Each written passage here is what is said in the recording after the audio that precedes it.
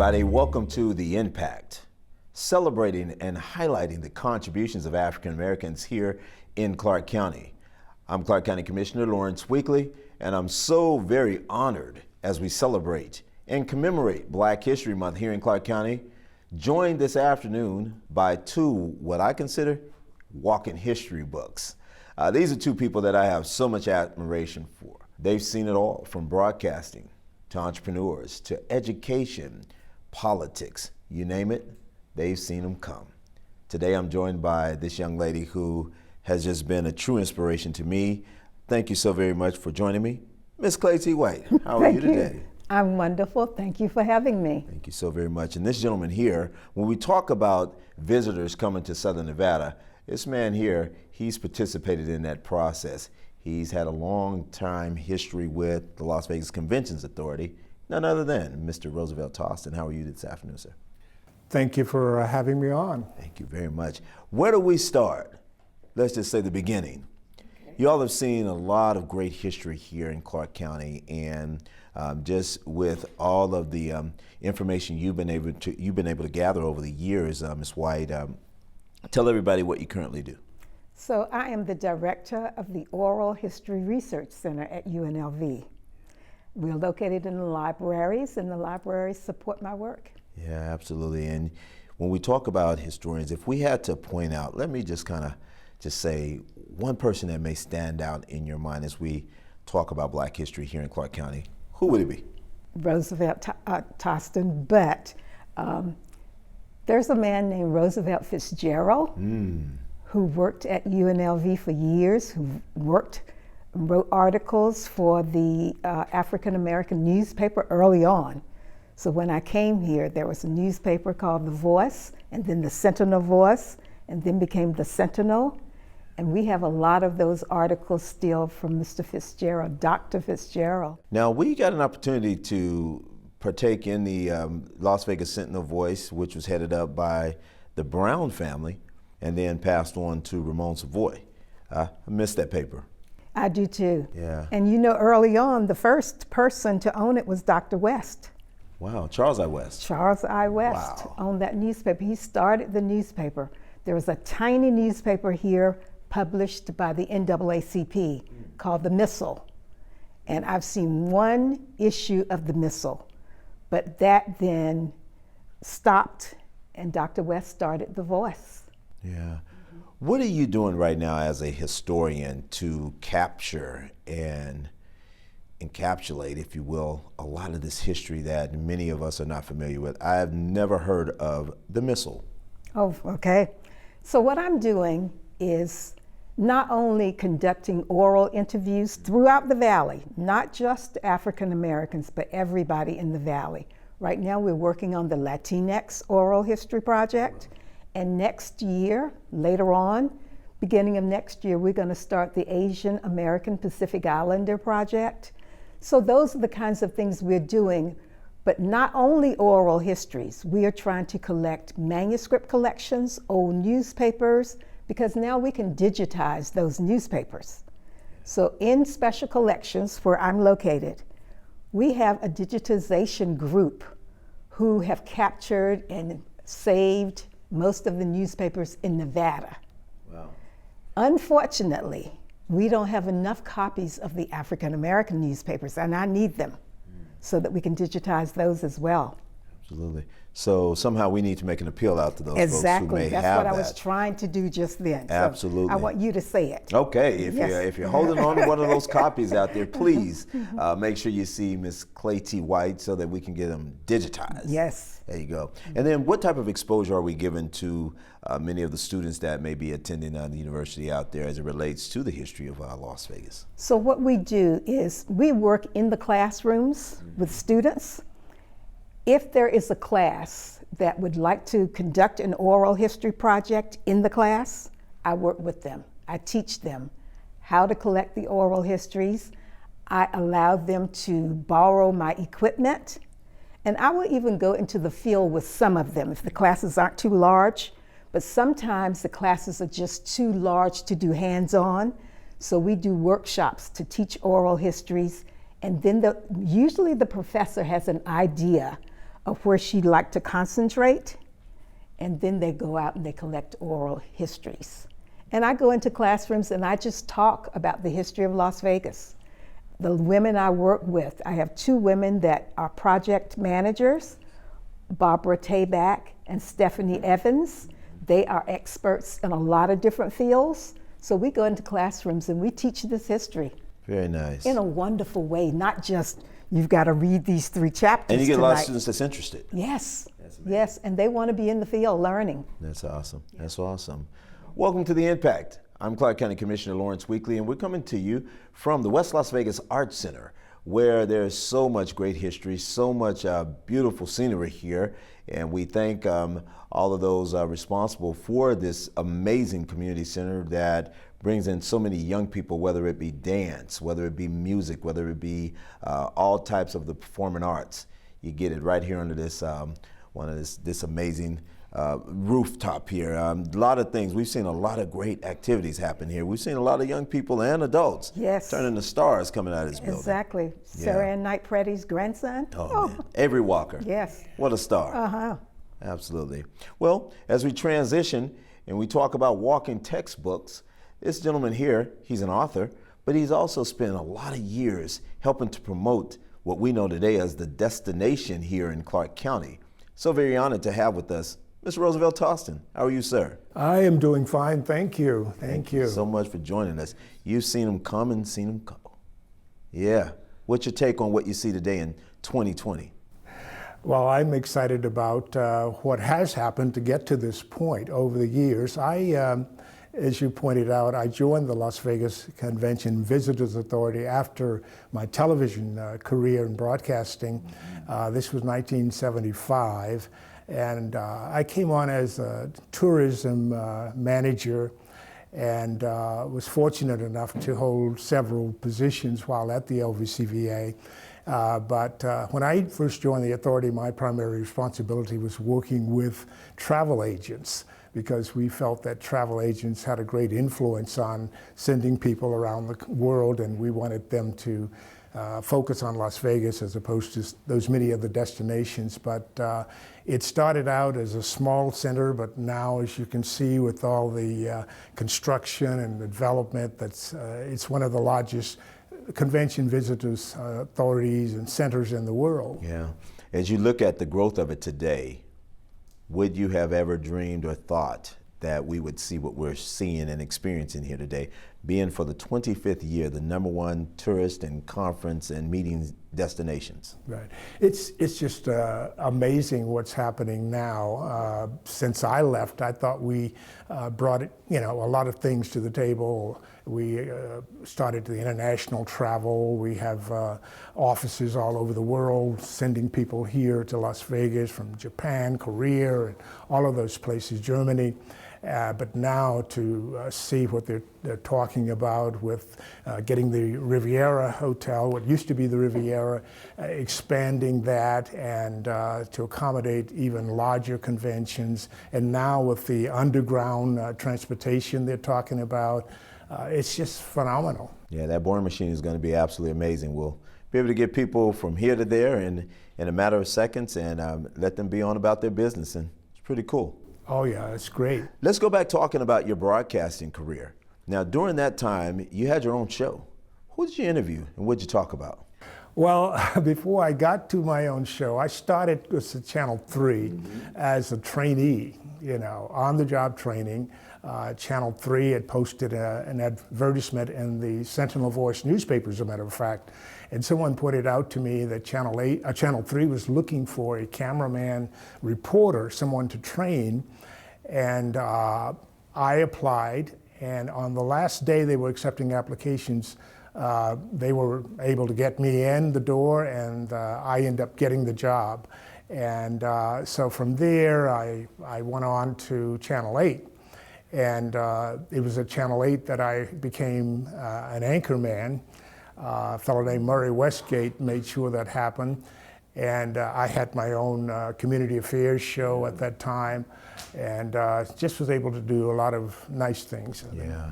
How does that feel when you look today and know that you broke barriers? that you opened up doors for aspiring broadcasters, for those who may have been told that they would never be able to appear before the camera or have that opportunity to let their faces or their voices even be heard? You know, at the time it was just me trying to learn my craft to get it down, but the significance of being the first, it just grows all the time. And someone like Claytee here, who managed to talk about my history, and now I think the most recent thing to happen is Wells Fargo have my image in a mural inside of. I saw that, man. I was blown away. Yeah, that was wonderful. It was absolutely amazing. You walked in there, did you get emotional? Oh, very definitely. I wasn't aware that this honor was bestowed upon me until my daughter heard from someone that I was in the mural, and so I had a chance to go by and see that, and just walking in and seeing my image in the mural was somewhat amazing. And it's just that I hope that I've managed to inspire some young people that, you know, to go for it. I mean, if you get an opportunity, you know, take full advantage of it. And so that's been my life story. I wasn't the most prepared person for any of those careers in broadcasting, nor at the Convention Visitors Authority, but I said, you know, I'm given an opportunity, and if I'm not totally qualified, I'm qualifiable. Absolutely. So, I'm sorry, go ahead. Okay, and so and my honor is Yes. that I sit down with people like this, record them, and we make it available to the public. Yes. So by going to the website at UNLV, documenting the African American Las Vegas experience, you can find that interview. Wow. So all of the things he just talked about, you can read about it.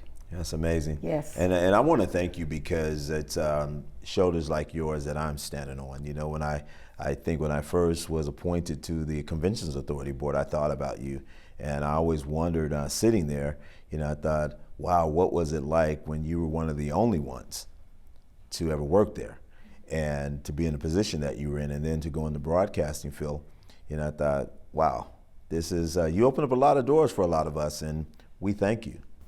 Well, I appreciate that. I really do. I do want to say one thing about my role at the Convention Authority, where I worked with all kinds of meeting planners, and it wasn't just I was pigeonholed for bringing black conventions or anything here, but I am proud of the fact that the Shriners came here, the Elks National Conventions came here, the National Forum for Black Public Administrators came here. And I don't believe that those, among other groups, would have come to Las Vegas had I not been there and established relationships with the people who make those decisions.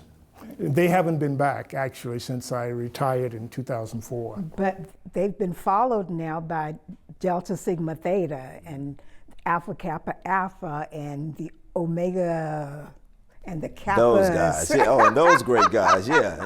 Yeah, so they come here now for because of the work that you, the foundation that you laid. Now other organizations, and they come thousands at a time. Yeah, it has to feel great to know that both of you have been in the room with so many amazing people that have come by this way. And when we look at everything from all the conversations that's taken place with the Moulin Rouge in West Las Vegas, and we're looking at the schools now where kids are having an opportunity to go to school anywhere in Clark County that they choose to. Come a long way, would you say? Oh, yes, yes. Yeah. You know, you asked a question earlier about when I had my TV show and who were some of the people I interviewed. And I interviewed Reed, Justice Reed, actually, who I'm trying to say, Robert Reed.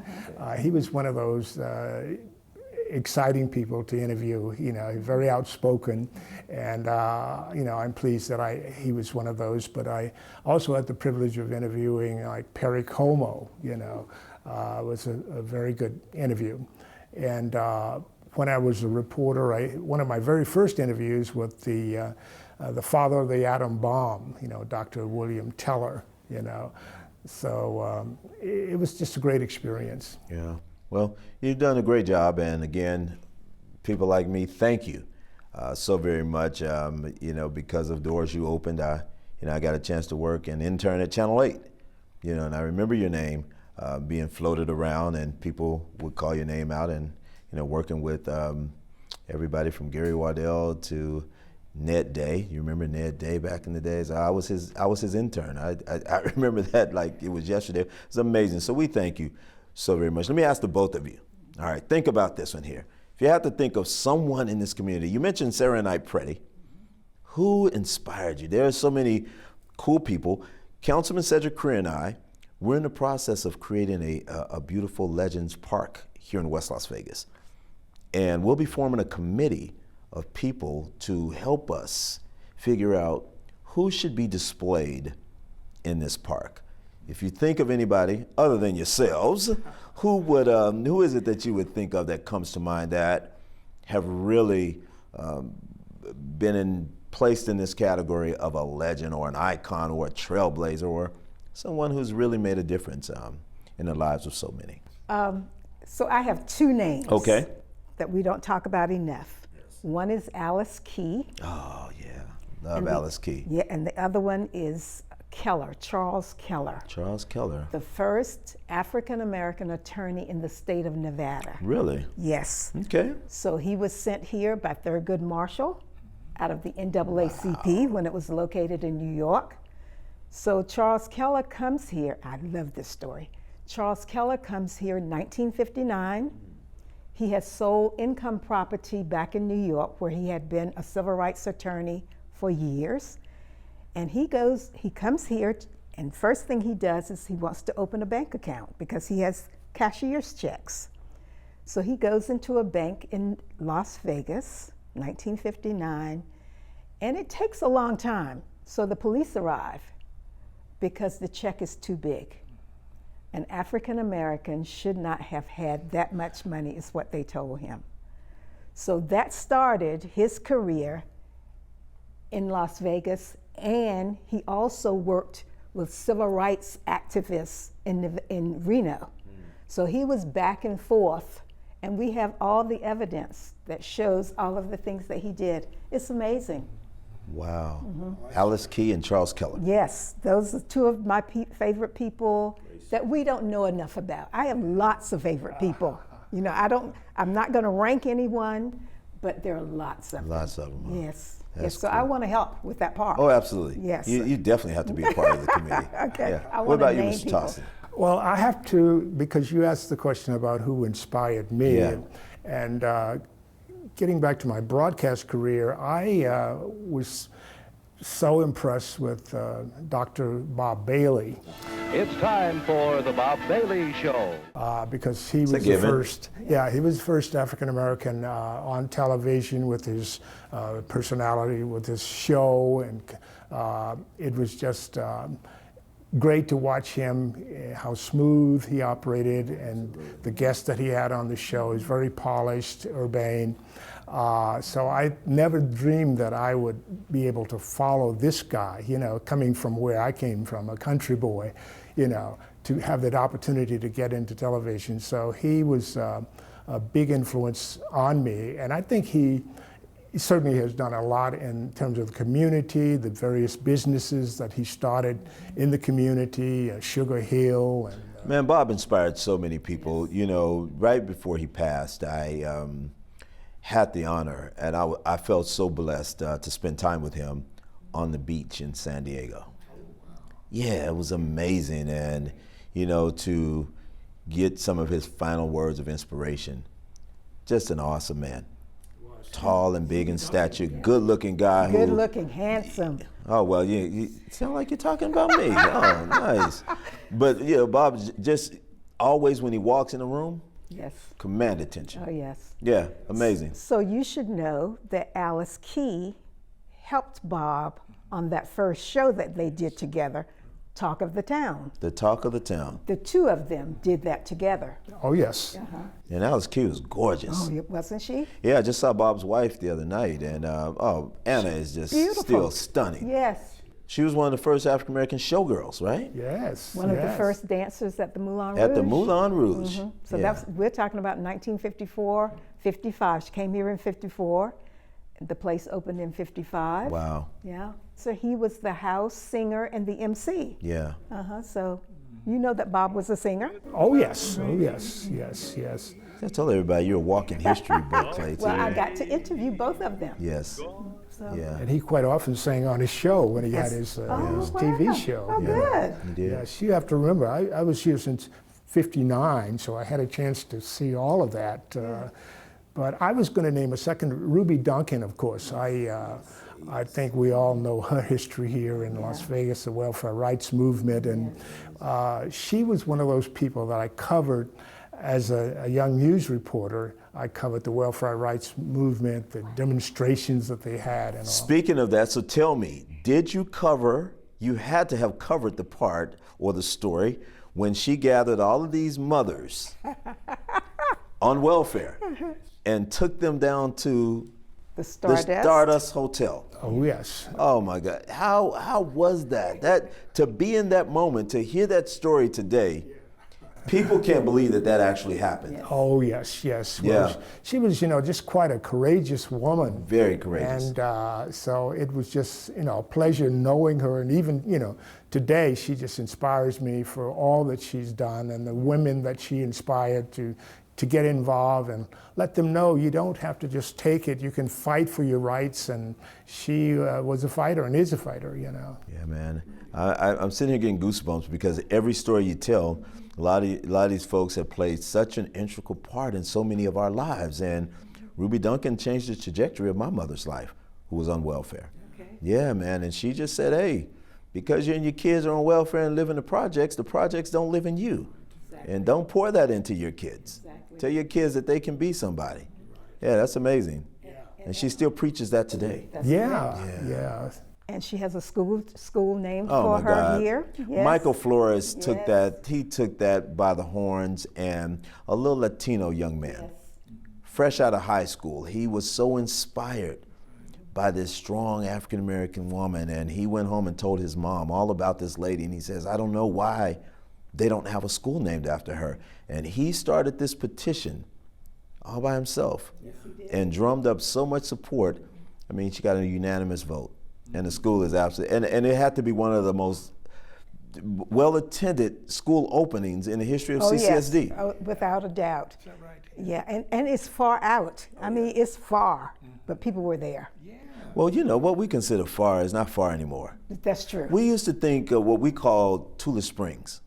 Now they call it Floyd Lamb Park, right? Yes. Y'all remember those days? That's right. Tula Springs. That's right. We were amazed, Roosevelt got to see a peacock for the first time at Tula Springs. And do you know they're refurbishing the buildings so that they can be historically preserved? They should. Yeah, they are. Yeah, I think a lot of kids here should have an opportunity to take a field trip out there and see They will be the able beauty to, see what of what's it was now like. known as Floyd Lamb Park. Exactly. Yeah, yeah, it's amazing. An author. You wrote a book. Actually, I've written 3 books. Oh, you wrote 3 books. And okay. I helped with the 4th book. I wrote a book with my sister. Okay. So I'm giving her the credit for the 4th book. Well, take us back to book 1. Yes, and you know that we have to have those at UNLV, right? Actually, I've got a book back here. I'm not going to get it for you, but it's called, the first book is called Beating the Odds in Las Vegas and in Life. And of course, this is a memoir talking about coming from a small rural community in Epes, Louisiana, the son of a sharecropper, and coming out to Las Vegas. I lost both parents by the time I was 15. And so I moved to Las Vegas with an older brother, Lee Toston. I'm going to mention his name because I don't say enough about him. Anyway, but that's sort of the story of how it came from that background to becoming a news anchor and to work for the Las Vegas Convention Visitors Authority. So I put that whole story in the book. And that was the first book. The second book was When God Speaks, how his amazing visits changed my life. And this is about 2 visitations that I had from the creator here And I had to tell that story because I couldn't put it in the first book, but I wanted to do that second book. The last book I wrote was my salute to celebrities, historians, and pioneers. And all of the books have done well, so I call myself a best-selling author. So I want to make sure that we have those books at UNLV. You got it. Good. You got it. And thank you for mentioning that. Absolutely, absolutely. I've gone to one of your book signings, but tell us about the last book, the one, the celebrities, the historians and pioneers. Yeah. You know, and in my 2 careers in broadcasting and working for the Convention Visitors Authority, I had an opportunity to meet so many celebrities, and we use sports figures, entertainers, in promoting Las Vegas, so I had access to them. But I also included some local historians, local pioneers.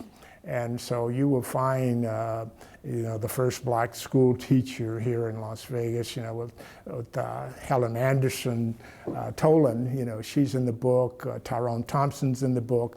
My regret is I didn't get Larry Weekley, a picture with Larry Weekley in that book, but I have so many others, Wendell Williams, and I write, their history. It's not just my picture taken with them, but I write their history along with that. So since I have to do a follow-up on my interview with Lawrence Weekley, Yes. it would be a great time for you to come and get the photograph. And Hey, there we go. There we go. Well, all right. Sounds like my schedule's out there somewhere. Hey, listen, if you're just tuning in, this is The Impact. I'm Clark County Commissioner Lawrence Weekley. In celebration of Black History Month, I'm here joined by 2 community icons, I consider them. They are walking history books, and they're taking us back in time. We're talking about some of the great history and some of the wonderful, amazing pioneers that have come this way through Southern Nevada. We have, of course, none other than Miss Claytee White. We just love her. Will cracks up when I use my love. When I do love, that means he really loves that person. Okay. And then, of course, Mr. Toston, Roosevelt Toston, who's been such a blessing in so many of our lives. We love him as well. And we just thank you both for all that you do. What does it feel like when people are now giving you all these flowers that you deserve to smell? well, to me, it's all I do is tell your story. Yes. That's all I do. I am just honored to have been in the right place at the right time, to know enough history, to be curious enough to ask some of the right questions. And I don't deserve any of this. I am just so grateful that we are learning Las Vegas history, and we're learning it in a different way. Right. We're learning it from your words, from your memories that you've shared with UNLV. Love that. What about you? I'm so glad that she said, I don't deserve any of this, because I wanted to make sure I say that all of this that's coming to me now is not because of me and what I've done. I'm a spiritual guy, and I know that it's just God's grace and mercy that has brought me this far, And as I explained in my second book, When God Speaks, and the visits that he made to me, I know beyond a shadow of a doubt that it was nothing that I did, but this is something that he wanted me to have, and so I'm just glad to be the recipient of that. Yeah. When you look at African Americans that are in politics today, and for me, as I prepare to pass my torch on to whomever it is that will fill the seat, what do you think those whom have gone on, those whom have served, whether it be on a federal, state, or local level, what do you think they would say today about those of us that's currently serving? So I think they would be so proud to see what has come, that African Americans now are in the State House, both houses. We're in the Assembly and the Senate in good numbers, in leadership in those bodies. Here locally, that we have a person who has been on the county commission, which I think is the most powerful organization in the state, political organization in the state, And we've had a long series of city council people. You know, we're talking about Frank Hawkins, city councilman a long time ago. So I think that they would be very, very excited to see the trajectory. Yeah. I just think that we see an evolution here that is continuing, it's evolving, and people are becoming trained well to do these jobs. And we see women going into this. And I'll just say Dina Neal. I'm not going to say any other names, Pat Spearman. I'm not going to say any other names, but we see Don't women. say any other names. Okay, good. No, I'm I'm not. listening. But we see these women in the forefront. I think Yeah. it's amazing. I mean, from local government to state government to the judicial seats, it's absolutely amazing. What do you believe in? What's your thoughts as it relates to broadcasting? Broadcasting. Yeah. Well, before I say that, I just want to say that you have such huge shoes to fill. You know, the positions that you've had. I mean, to be the chairman of the Las Vegas Convention Visitors Authority, you know, the largest in the world, and to have that position for as long as you have, and the trips that you've made, and the things that you've done. It's going to be difficult for others to follow that, but you've opened the door and you show that what is possible. So I'm hoping that whoever fills that position will just, you know, make it even bigger and better, you know. And I'd like to see someone, if they can, put more African American in positions at the Convention Authority, which really hasn't happened. But you know, I'm just excited about what's coming up in the future for Las Vegas. And thanks to you and others like Councilman Creer and some others doing a beautiful job. Yeah. So what's your thoughts on those in broadcasting? You, again, opened up so many doors. I remember Lim Lewis at Channel 8. Yes. Yeah, Lim was amazing. Yeah. Lim was general manager.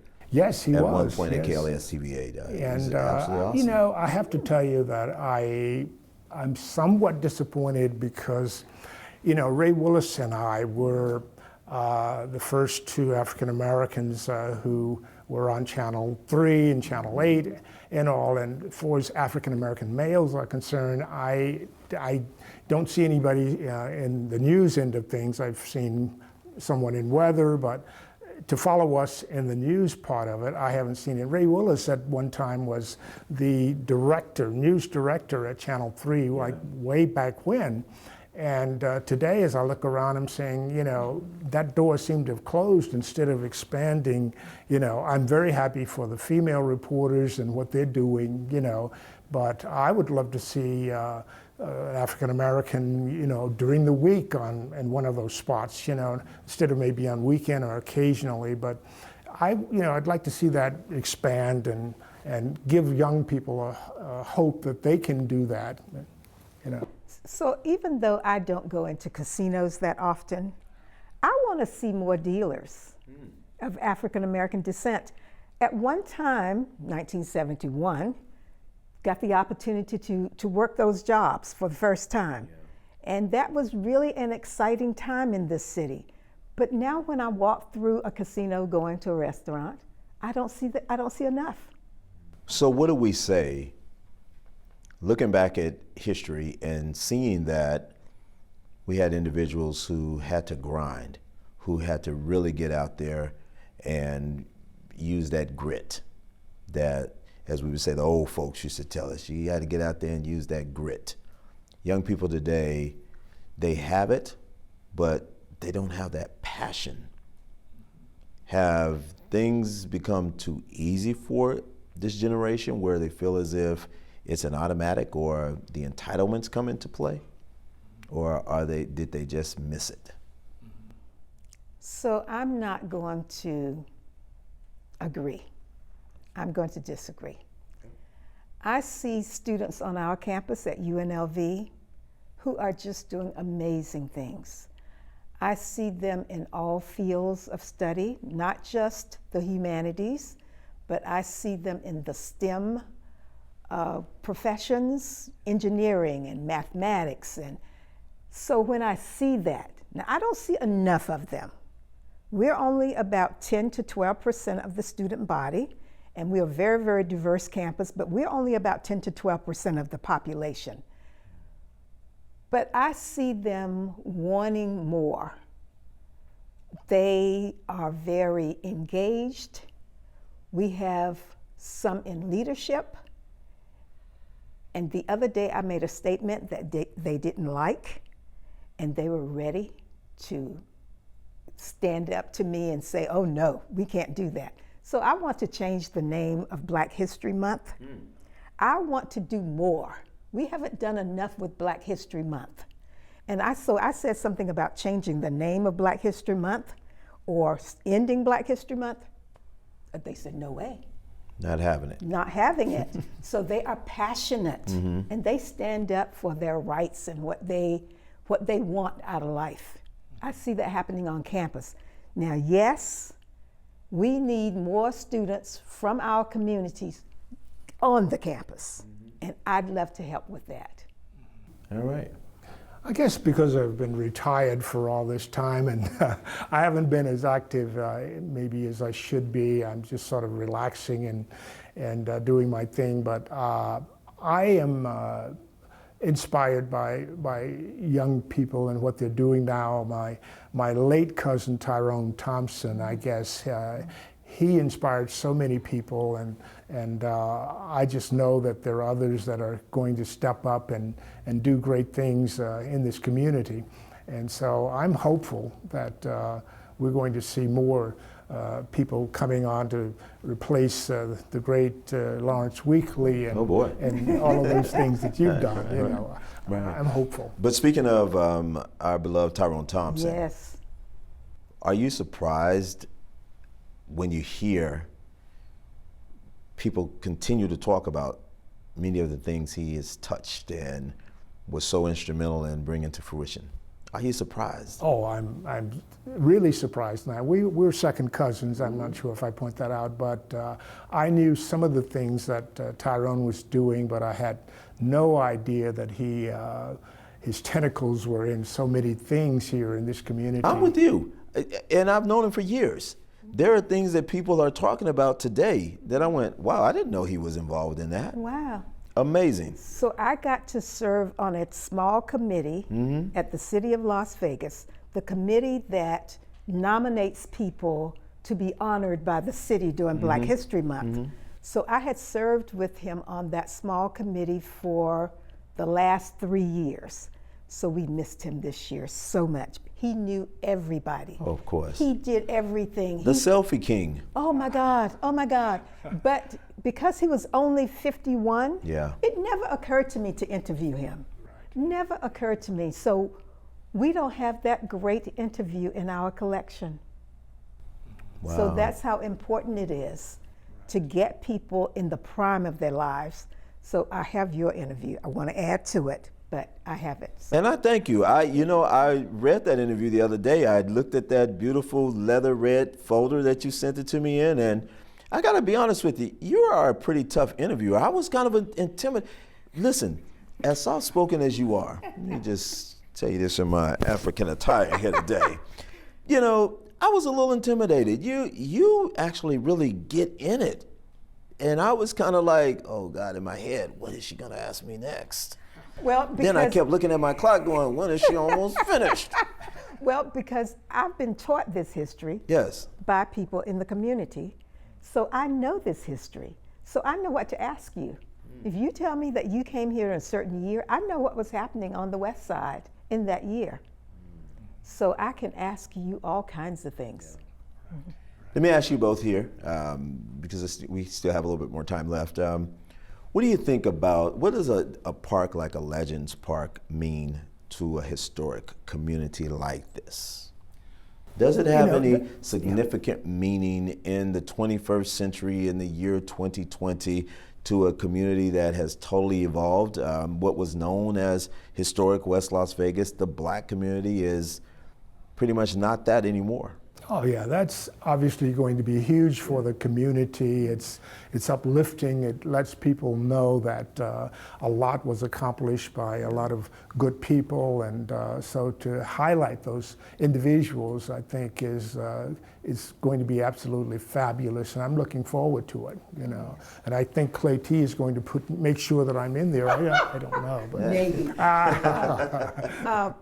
I look at it as, okay, so we know people like Harriet Tubman and Frederick Douglass and a couple of, we know other people, Martin Luther King. We know all those people, starting with 1619. We know people who nationally have been in history books. We know them. People don't know Ruby Duncan. People don't know that we have those same kind of pioneers right here in our city that did amazing things. We don't know that history. So this park is going to mean so much. Little kids in 2060, 2080 will walk through this park and say, wow, I didn't know Lawrence Weekley. Let's read more about him. So yes, that's what it's going to allow us to learn. Yeah. That's why you're such a great historian. It's amazing. You look at some of these streets. So we talk about history. Yes. Let's talk about Clayton Street. Let's talk about Simmons Street. Do a lot of these young people know Jackson Street, that these were pastors? Have we told the history of that, or have we forgotten it? We haven't told the history of that. We need to do more. I mean, there is so much more to do. I want to do a history of Berkeley Square, the people who are still living in Berkeley Square. I want to do a history of Bonanza Village, history of the churches. We've done some interviews with some of the ministers, but we need to do that. So we just need funding. Sounds like a request. We've mentioned so many names, but the names of James B. Macmillan. I mean, his granddaughter is my assistant. Oh, is that right? Isn't that something? Yeah, it's amazing, huh? Imagine, and integrating the strip and all, and the role that he played, as the president of the NAACP, and the threats that were made on his life. I just don't think that this generation knows this history. Right. And we've not done a good job at telling the story. Yes. And my question to you today is, as we look at this generation who, you got a lot of young people, young adults out here that's beating the pavement and trying to find their way and trying to create their own paths, if you will, which I think is fantastic. But where are they going to get this stuff? We got to create a Claytee White library, huh? Well, no, because at UNLV, on our website, all of these, not all of them, a lot of these interviews that have been collected are on that website. So if you have an afternoon and you really want to learn some history, go to the website and start digging. You're going to find the consent decree. This is great assignments for these kids because they are so intelligent when it comes to this information highway. Exactly. I think it's fantastic. Yeah, yes. Great assignments. So you just talked about the first black dentist. March 26, 1960, integration takes place. Dr. Macmillan is at the head of the table while that meeting is taking place. So our students can see his photograph, can read his interview, not collected by me, but collected by someone earlier. So we have some interviews that are earlier as well. The impact continues, ladies and gentlemen. This is so wonderful to have this type of history right here in our community. And I would encourage many of our teachers out here in the Clark County School District, many of our church leaders and youth advisors out here, you don't have to go far to find this history. You have folks right here. And then, of course, Ms. Claytee White will continue to promote UNLV and all the history that's out on the campus there that many of our young people and many of us that are not in the know of things that have taken place right here in our community, we can go to the UNLV website, and of course we can find this history right there readily available. And I will come out to your organization and speak to them. Oh, wow. Answer any questions that you want to ask, tell you where you can get more. You have an honorarium? No, it's free. And she's free, folks. The university pays me and gives me the freedom to share the information I've been able to collect because of people like you. Yeah. All right, let's look into the future. Oh boy. What do you want to say to our young people? You know, we can reflect back on our past, and we've seen from the slave ships all the way to, you know, where we are today, to the White House. All right, so it's been accomplished. What do we say to this next generation, regardless of their field of endeavor? How to move it forward? What advice do you give, Mr. Toston? Well, I think we just need to let them know, you know, just remind them of the history, their ancestors and all of this, and that they have an obligation really to get involved and to get engaged and to make their contribution, you know, to this society. And I see, you know, some young people in my own family that is headed in the right direction. So I think it's going to be okay. But we just can't sit still and think that, you know, let somebody else do it. We need to personally get involved and take it on. And I think they should know and believe that they can do anything they want to do if they prepare themselves. The opportunities are going to come. And you are in a place, we are in a place where opportunities are just multiplying. If you're prepared when those opportunities knock, that's all we have to do. That's all you need. Yes, that's all we need. Yeah, it's amazing. Thank you both for your time. This was awesome. Great, thank you so much. Thank you all for tuning in to The Impact. For more information, or if you have any questions for me, of course, you can always go and shoot me an email, if you will. I'm at lweekly, ClarkCountyNV.gov. Then, of course, we encourage you to continue to watch Clark County TV, Channel 4, where we make things happen, huh? Thank you so very much, and we're so very grateful to a man named Carter G. Woodson, who at one point started what was called Black History Week. And because the week was just so short of time to try and compile so much information, he said, hey, February is the shortest month of the year. Why not take the whole entire month? Well, we say, let's take 365 days of the year to tell our stories. Happy Black History Month, everybody. Thank you for tuning in.